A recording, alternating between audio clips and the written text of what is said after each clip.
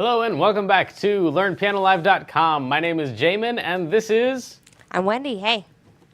Diane in the chat. Yes, absolutely. Use your transpose button all you want. She had a question. Can you read the question? Yeah, it says, if I'm only going to play on my own keyboard, can I just use the transpose feature to play in any key? Right. Yeah, absolutely. You should not practice beyond what you're practically going to use, because that's kind of the whole point of playing the piano, is being able to play the piano. So if you're never going to play the other parts, then there's no reason to practice them. So have fun with it. And then let's get into our lesson. If you have a question, then you can type it into that little box that's down below the video right now, and we'll get to it at the Q&A time at the end. And you can also join my lovely wife in the chat room if you click on the chat button off to the right. So anyway, let's jump into this. We're doing Jazzing Up a Cover. So tonight we're focusing on 11s and 13s as extensions on chords. We did 7s and 9s last night in the intermediate lesson. So I'm kind of assuming, since this is the advanced lesson, that you're very familiar already with major, minor chords, 7s, and kind of familiar with, at least with 9s. And then we're going to do some 11s and 13s and have some fun tonight. We're going to do the song Isn't She Lovely? So on your PDF, hopefully you have that downloaded. And we've got the chords right here for it. I'll run through these briefly. We've got a C sharp minor is our first chord. And then it's going to go to an F sharp for 1 bar. After that, we have a B suspended, which is B, E, F sharp. And then we're going to go to an E, which is E, G sharp, and B, or any of the inversions. And then we just do the same thing again. C sharp minor, which is C sharp, E, and G sharp, F sharp major, F sharp, A sharp, C sharp, B suspended, and then to the E. After that, we go to an A for a bar, and then G sharp major, and then C sharp minor, then back to that F sharp major, and then we've got B suspended for 2 bars, and then we're going to play an E at the end, and then there's a little lick in there that goes B, C sharp, E, F sharp, G sharp, B, C sharp, E. So it's the pentatonic scale in the key of E. And then we're back to the top again. So let's play along with Stevie here at first, and then your track, actually your MP3 this week, is just the melody and the bass and the drums. So you're going to play your chords along with it. Let's play with Stevie though. Here we go.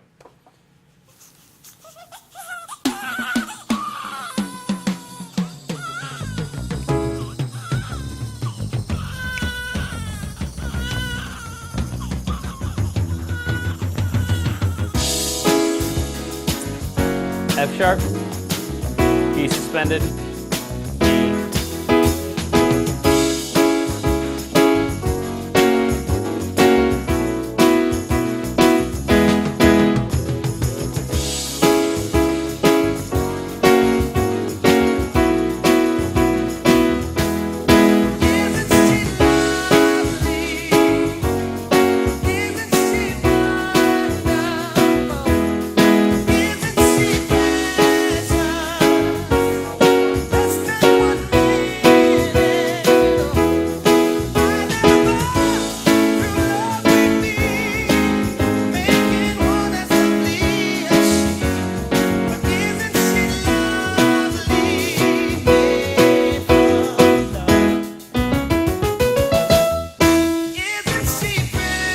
So we're going to play the same thing. It's already pretty jazzy. It's going to be kind of difficult to jazz this song up, but we're going to go for it with our 11s and 13s.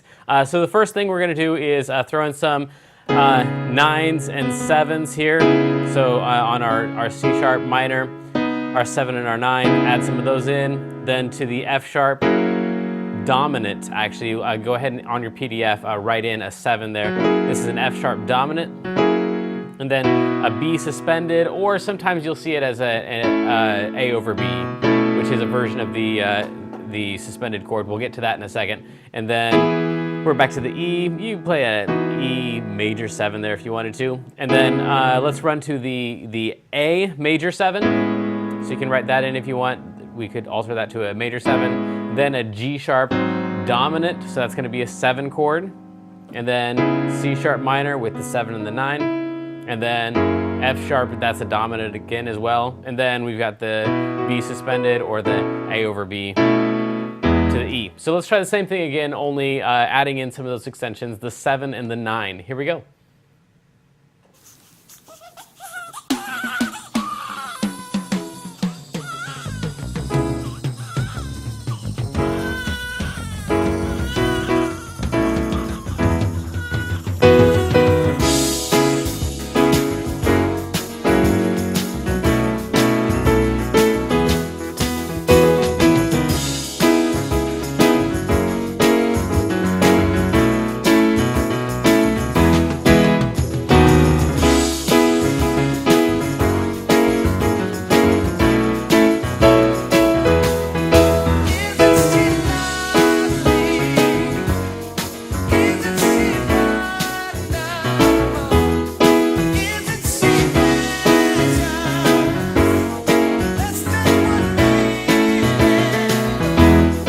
Going to the A.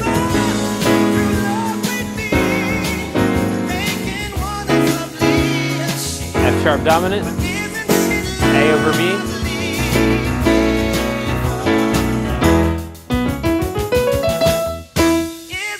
Cool.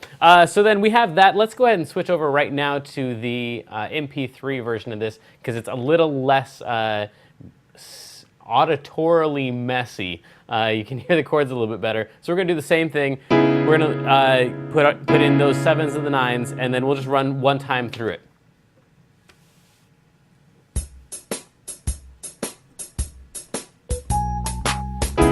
C sharp minor, F sharp 7, A over B, E, C sharp minor, A over B, E, A, G sharp 7, C sharp minor, F sharp 7, A over B.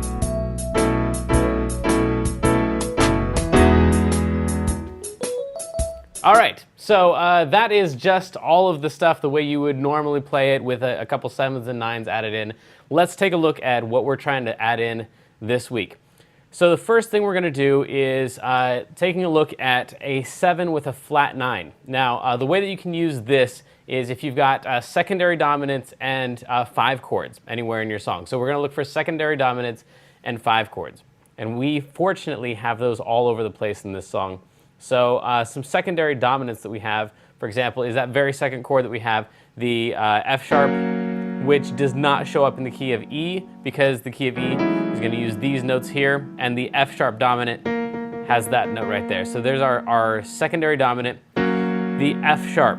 So the way we're going to alter this is by adding our flat 9. One way you could think of this is either as a dominant chord with a flat 9, or the way I'm going to think about it, if I've got an F sharp 7 flat 9, is it's a fully diminished chord that's a whole step lower than the root. So I'm going to take the F sharp, I'm going to go down one whole step, and I'm going to play the fully diminished chord off of that one right there. So I'm going to play a step and a half between each note. So from here,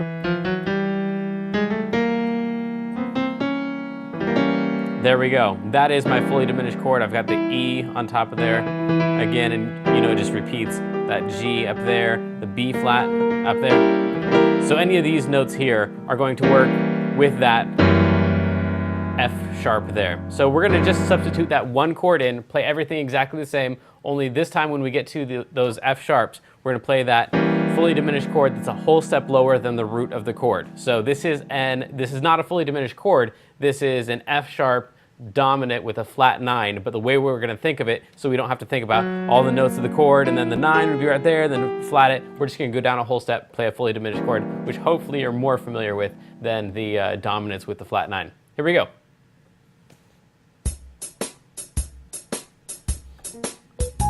So we got C sharp, and here it comes.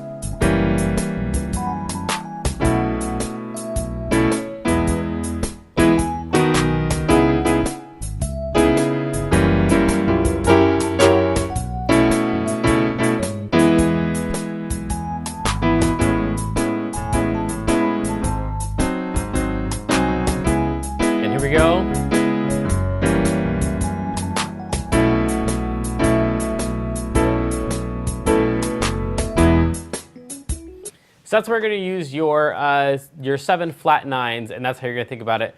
Go down a whole step from your root, and you're going to play a fully diminished chord starting on that note.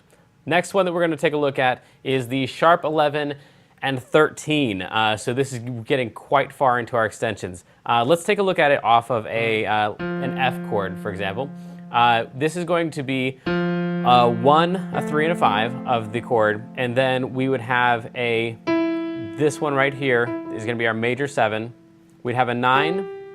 This would be 11 in the key of F, but we're going to use a sharp 11 and then a 13.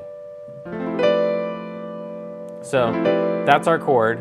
That's our major 7 and then our sharp 11 and our 13 right there. So the way that we're going to think about this is we're not going to have room to play the 1 or the 3 or the 5. Instead, we're going to play this one right here, this one right here, this one right here, this one right here. In fact, let's go ahead and use the dominant 7 right there. And then, yeah, we'll leave it at that. So that's the chord that we're going to use. This is a major suspended chord, like the B sus that we have in our song. So this B sus right here. We're going to go down from here. We're going to go down a whole step. We're going to play. That's going to be the 7 of the chord. That'd be the 9. That'd be the sharp 11, and that's our 13 right there. So we've got 7, 9, 11, 13. So the way that we're going to view this is taking the root of the chord that we want to play the extensions on. We're going to go down a whole step and play the major 7 chord. This is an A major 7 right here with a B in the bass, and that's going to substitute for our B suspended chord. So let's try that. In place of that B suspended, we're going to go B, down a whole step, major 7 chord off of the note that's a whole step lower, and we're going to keep the B in the bass so that we've got A suspended. This works especially well on 5s in any song in any key. So in the key of C, if we want to play a G that's super convincing, we're going to play like a G suspended with a 9, 11, and a 13. Then we're going to play this chord right here, which is going down a whole step from the G, and this is the major 7 chord of F. But when we put a G in the bass, it becomes 7, 9, 11, and 13. And I think it says sharp 11 on there. It does, and it shouldn't at all. That's just a regular old 11 right there. So we're going to have 7, 9, 11, and 13. In the case of our song today, we're going to play it as that chord right there. So we're going to play everything normal. When we get to that B suspended, we're playing it with the 7, the 9, the 11, the 13. Ready? On your mark, get set.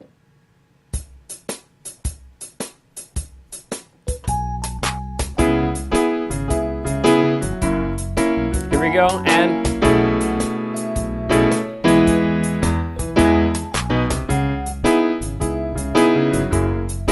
here it comes again, right there.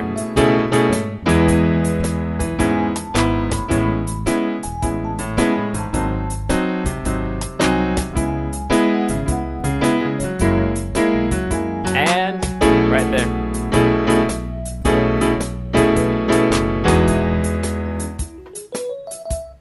Cool. Moving on to the next one. Again, you're going to use that first sus chord, especially if the sus chord is a 5. The next one is called an alt chord because basically we're altering every possible thing we could. The 9, the 11, and the 13. The 9 we're going to make both sharp and flat. The 11 we're going to make sharp, and the 13 we're going to flat that. There's pretty much only a couple ways to make this thing happen since there's so many notes in it. Let's take a look at a G, for example. So if this was our G chord, this would be the 9, this would be the flat 9, this would be the sharp 9, then we would have, this would be the 11, like we used in the last chord. We're going to use a sharp 11, and then this would be the 13. We'd flat that. And that sounds absolutely wretched. So we're not going to play it that way. Instead, I've just given you the list of the 4 notes you're going to play. The flat 7, the flat 3, the regular 3, and then the sharp 5. And that's called an alt chord. You're going to use this on dominant chords that move by a cycle move. so they move one space in the circle of fifths. Especially if they're moving to minor chords, you can use this. So let's take a look at our song here and see if there are any dominant chords that move by cycle to a minor chord. We've got one right here on this G sharp, this G sharp 7, that's going to a C sharp. So a C sharp minor. So the way we would find that is we're going to have this G sharp major chord here. We're going to play the flat 7, the minor 3, the 3, and the sharp 5. This is what we're going to play right here instead of that one right there. We're going to add in the 7, the flat 3, and the sharp 5. So this is the way to add your extensions on to dominant chords that move by cycle when they land on minor chords, which sounds really specific, but it actually happens all the time. Here we go.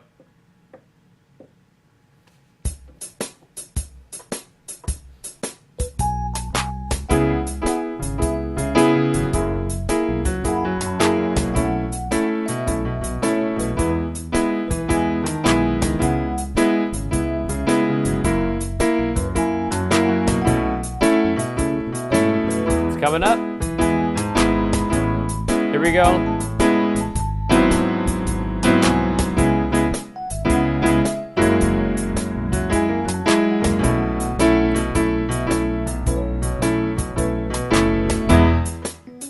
Yep. Hey Wendy, does the piano sound really loud to you compared to the track? No, it sounds great to me, actually. Okay. All right, cool. All right, so moving on. That is your alt chord. Again, that's not going to work as well when you're cycling to a major chord, but you can try it out. It's just that's if we're going from there. The next chord that we want is really something minor. Going from that really dark and heavy chord to something major isn't quite as convincing. So anyway, we've just got 2 left here. The first one is going to be a minor 7, 9, 11. So if we've got a minor chord, like for example, an A, then we add in the 9 and the 11. And then the way that we're going to take a look at this and think of this, the extensions, is that if this is an A minor chord, this is a major triad that's a whole step lower than the root of the chord. So if we want to play an A minor with the extensions, we're going to go down a whole step, play a major triad starting on that note, and those are the extensions. This is the 7, the 9, and the 11 of that chord. So if you want to play your A minor, we can play the A minor with that extension on there like that. So let's find a place in the song to do that. They are all over the place. First one is that very first chord, that C minor. So instead of playing that one, we're going to go down a whole step from the root and play the major triad that starts on that note. Those are the extensions we're going to use for this chord. And I'm going to try to throw in these notes as well, so we've got the minor sound in there. So we've got the 3, the 5, the 7, the 9, and the 11. Those are my extensions, 7, 9, 11. Here we go.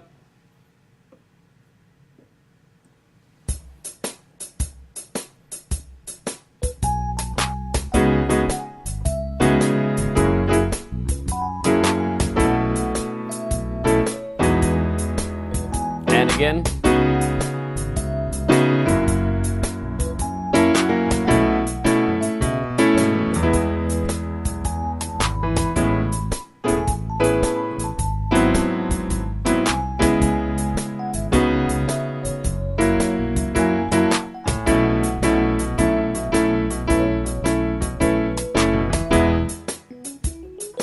There we go. All right, one left. By the way, that's going to hold true for pretty much any minor chord that you play. Once you add that 11 on there, it's going to sound pretty thick. So I would start off with like a 7 or a 7 and a 9, and then maybe add that extension up there. So like for the C sharp minor, I would start with maybe a 7 and kind of build up to that 11. So you're not just starting with that sound right there.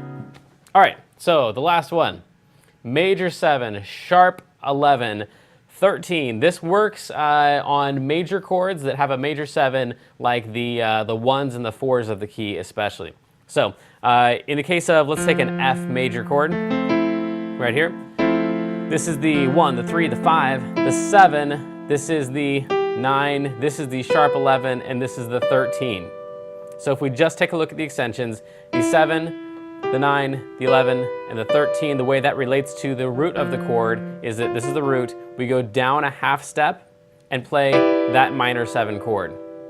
So it's a E minor 7, but when we put an F in the bass, it becomes an F major 7, 9, sharp 11, 13. This is a really, really thick chord. It's kind of an acquired taste, but it sounds extremely jazzy and cool when you fit it in, especially like at the ends of songs. So let's find a chord here that we could maybe add that into. Let's actually go to the very end of the song. We've got that E sitting right there, the very end of the song, and it's a 1 chord. So we're going to take the E. The root is this. We want to go down a half step and play the minor 7 chord off of that root. So we're right here. We want to play that with an E in the bass. Like I said, it's going to sound really thick. It's an acquired taste. But at the end of the song, we're going to play that one. And it might sound like the end of the song. It might just sound horrible to you. But once you play it, get used to it, especially if you build up to it like we did with that other chord. Let's try it.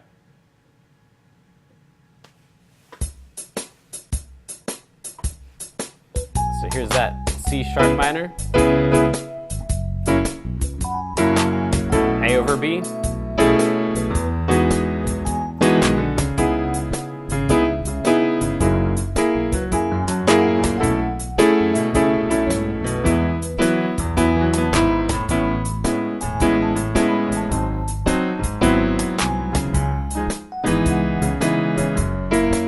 here we go.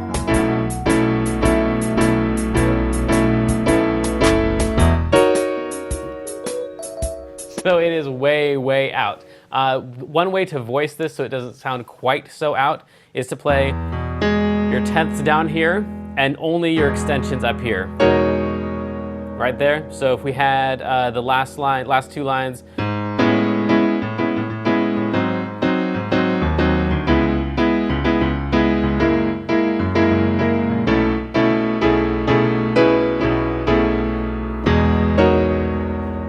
so you could end the song there. Anyway, those are our extensions. Lots of practice to do there. Lots of different ways to look at those. If you've got questions, now's the time to type your name and your question down below this video in the private message box. And while you're doing that, I wanted to show you a lick off of that alt chord that we looked at earlier. This is from a song called Cry Me a River. Maybe you've heard of it. It's actually the very first line of the song is the lick that we're going to do. And let's take a look at that song. Goes like.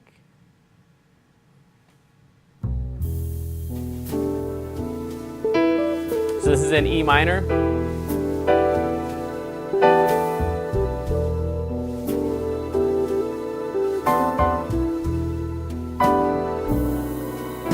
Right here. Now you say you're lonely. So that lick right there.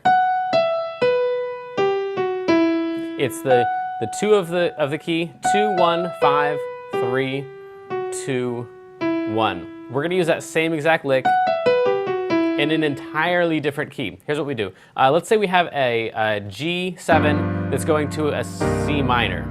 So we want to use that alt chord, which was the flat 7 of the chord, flat 3, 3, and sharp 5, and then we're going to a C minor, G alt to C minor. During the G alt, we're going to use that same exact same lick, but we're going to use it in a different key. We're going to play at this point now, looking at this chord now, we've got the flat 3 or the sharp 9, however you want to see it. Then the one that's a whole step below that, which could be the flat 9, the sharp 5 or the flat 6 or flat 13, and then the major 3, the flat 3, the flat 9, and then landing on the root of the chord. So it's right there. That's the lick. So this is actually, if you think of this lick, it's in the key of A flat minor, which is a half step above the chord that we're playing. We're playing a G dominant or a G alt chord. and this lick is stolen out of the minor scale that's a half step above that. The 2, 1, 5, 3, 2, 1 of the A flat minor scale, or if you're thinking of in terms of the G chord, it's the flat 3, flat 9, flat 13, 3, flat 3, flat 9, and then we're gonna land on this one right here once we hit that C minor. So we've got,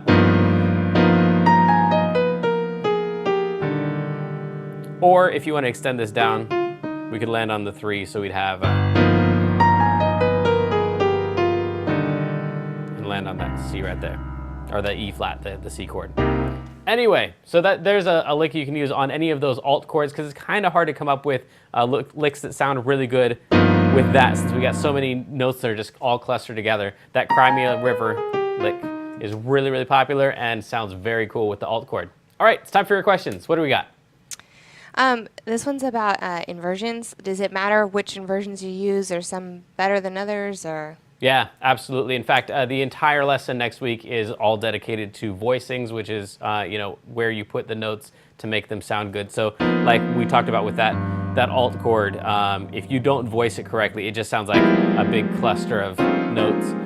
So you gotta put the right notes in the right spot. So yes, the inversions do matter. There are not necessarily, if we're just talking triads, there aren't necessarily ones that sound better than others, but they just have different colors, different characteristics. So we'll talk a lot about that in the next lesson. But for right now, I'd say the general rule is you don't want too many notes too clustered together. So, like if we have a C minor, for example, we could play the 1, the 3, the 5, and then we could play the 7 and the 9 up here. And that sounds like a thing. You could play that, and that would work. If you put the 7 and the 9 down here, that all gets kind of clustered too close together. So you want usually like a third at least, or a fourth between each of the notes, and then somewhere in the chord you could put like one little like smashing together of color, two notes right next to each other, like in that alt chord. That thing right there is kind of what makes up the color of the chord. That's all the tension, and everything else is very, very spread apart. So the more clusters you have, the more the rest of it has to be spread apart. Dex? Yeah, a lot of these chords seem really specific. So what's the best way to practice to, get the right chord to the right place? Okay. Yeah. I would do in your PDF. I would take these suggestions up here at the top. So take any song that you've got a dominant chord in, which all of your 5 chords are going to be dominants, and then try using that 7 with the flat 9, just like we did tonight. Just substitute in that one chord using that flat 9 in the place of your 5 chord there. And then the same thing with these others. We've got a major sus chord, especially on the 5 chord. So again, using your 5 chord, you're going to go down a whole step and then play the major 7 chord that's off of the note that's a whole step below the root of the chord that you're trying to play. So just substitute in one at a time, I think, is the answer. Does that sound like the answer to what you think the question is? I think so, yeah. Okay. Next? That's it. Cool. Well, have a great week. We'll see you next week. And like I said, we're doing voicings. It's going to be a lot of fun. We'll see you then.